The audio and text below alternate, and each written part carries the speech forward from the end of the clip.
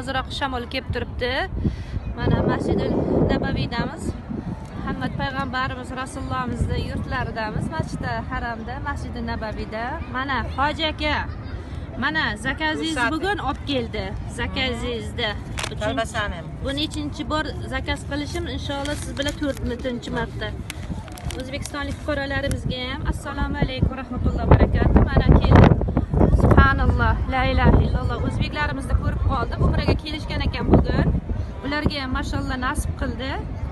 Onaxonlar, onajonlar, biror narsa deysizlar O'zbekistondagi salom. Mana bularga ham nasib qildi mana. Ularni mehmon qilib juda ham shirin ekan. Mana olib keldim. Boshqa zakazlaringizni ham boshqalar zakaz qilganda olib qo'ydim. Xolodilnikka qo'yib keldim.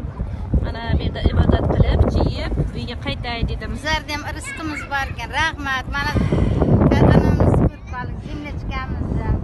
Mana sizni ishlaringizga Alloh omadingizni bersin, Alloh rivojini bersin.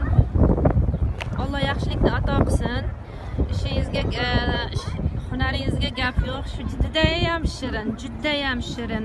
Alloh omadingizni bersin mana, juda ham shirin. Allohumma salli va sallam ala nabiyina Muhammad.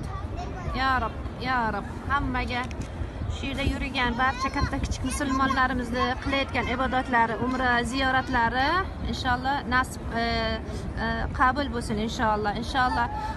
O'zga yurtida